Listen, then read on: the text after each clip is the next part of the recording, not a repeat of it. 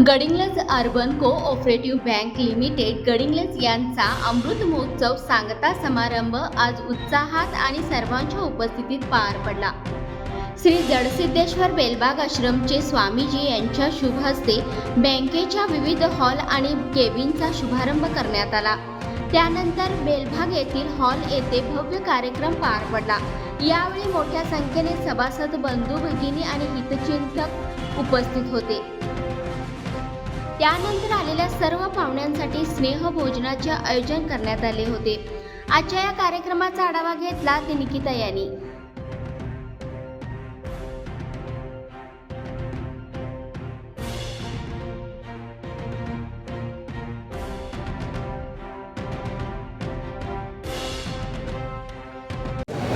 आणि मलाच फक्त होत नाही आनंद की माझ्या सगळ्या संचालक बंधू भगिनींना पण अतिशय आनंद होतो।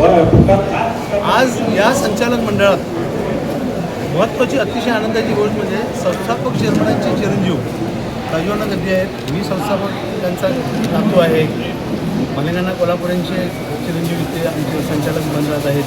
रावसाहेबांना किशोरकरांचे अरविंदांना आहेत। सगळी संस्थापक जी लोकं होती त्यांच्या पुण्याईनच ही जी बँक चाललेली आहे, त्यामुळे बँकेला कधीच अडचण येणार नाही।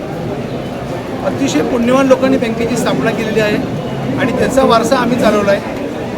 बँक आता अतिशय मजबूत अवस्थेत आहे। एवढ्या मजबूत अवस्थेत की पगारात नको मागे सतत 3 वर्ष NPA 0, 3 वर्ष अवर्ग, 3 वर्ष बँकेच्या 75 वर्षात झालेला नाही एवढा नफा प्रत्येक वर्षी गेल्या 75 वर्षात नफा झालेला नाही तेवढा नफा दरवर्षी आम्ही या 3 वर्षात मिळवलेला आहे। ही काय सामान्य गोष्ट नाही। रिझर्व्ह बँकेचे सर्व निर्बंध उठवून टाकलेले आहेत। महाराष्ट्रातली एकमेव बँक अशी आहे की रिझर्व्ह बँकेने सगळे निर्बंध उठवून टाकले अशी एकमेव बँक आहे। आज रिझर्व्ह बँक खुल्या दिल्याने सगळ्या सुविधा द्यायला उपलब्ध आहे आमच्याकडे। मोबाईल बँकिंग आम्ही लवकरच सुरू करतोय। कमीत कमी 2 शाखांसाठी आम्ही परवानगी मागितली, ती पण मिळाल्या तर जमा आहे। बँक अतिशय ऊर्जित अवस्थेला आहे। बँकेची ठेवीचे दर, ठेवीवरचे व्याज हे मला वाटतं महाराष्ट्रात कुठल्या बँकेचे नसते तेवढे आहेत। अतिशय चांगले व्याजाचे दर देतोय आम्ही। आणि सगळ्यात महत्त्वाची गोष्ट म्हणजे ठेवीवर पूर्णपणे बँकेने इन्शुरन्स उतरलेला आहे। इन्शुरन्सचे प्रीमियम भरलेलं आहे। आज 75 वर्ष साजरी होत असताना बँकेचा प्रवास कसा आहे? बँकेचा प्रवास अतिशय सुखकर आहे आणि प्रगतीकडे नेणारा प्रवास आहे। ग्राफ हा खाली आलेलाच नाही, कंटिन्यू ग्राफ वरती चढत आहे। बँकेची सध्याची आर्थिक परिस्थिती कशी आहे?